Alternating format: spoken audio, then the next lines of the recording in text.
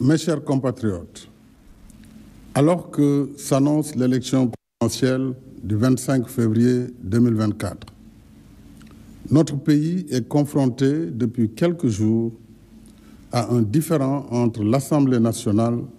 et le Conseil constitutionnel, un conflit ouvert sur fond d'une supposée affaire de corruption de juges. Ainsi, l'Assemblée, se fondant sur ses prérogatives, a décidé, résolution en date du 31 janvier 2024, de mettre en place une commission d'enquête parlementaire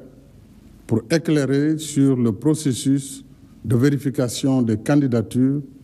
et sur tout autre fait se rapportant à l'élection. Dans son communiqué du 29 janvier 2024, signé par tous ses membres, le Conseil constitutionnel a réfuté les allégations portées contre lui tout en prenant la mesure de la gravité des accusations et en tenant à ce que toute la lumière soit faite dans le respect des procédures constitutionnelles et légales régissant les relations entre les institutions, notamment la séparation des pouvoirs et le statut de ses membres. À cette situation suffisamment grave et confuse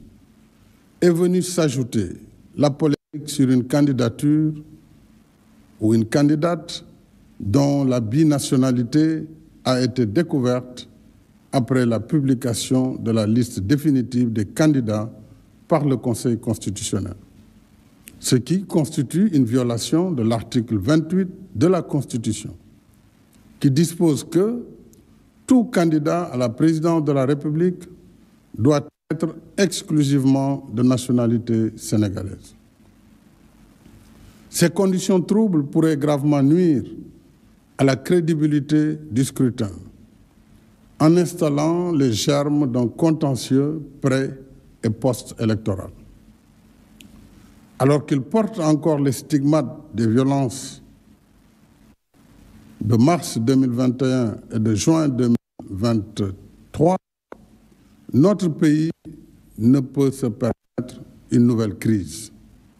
J'ajoute qu'en ma qualité de président de la République, garant du fonctionnement régulier des institutions et respectueux de la séparation des pouvoirs, je ne saurais intervenir dans le conflit opposant le pouvoir législatif et le.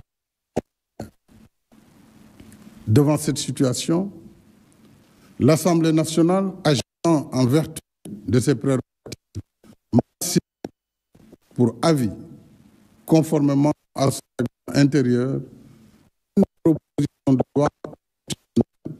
en procédure d'urgence portant aux dispositions de l'article 31 de la Constitution. J'ai pris acte de cette saisie après avoir consulté le président de l'Assemblée nationale, le Premier ministre, le président du Haut Conseil des collectivités territoriales, le président du Conseil économique, social et environnemental et le président du Conseil constitutionnel. En conséquence, compte tenu des délibérations en cours à l'Assemblée nationale d'urgence et sans préjuger du vote des députés, j'ai signé le décret 2024-106 du 3 février 2024 abrogeant le décret 2023-2283 du 29 novembre 2023 portant convocation du corps électoral. Pour ma part, mon engagement solennel à ne pas me présenter à l'élection présidentielle reste inchangé. Enfin, j'engagerai un dialogue national ouvert afin de réunir les conditions d'une élection libre, transparente et inclusive dans un Sénégal apaisé et réconcilié. Vive le Sénégal, vive la République.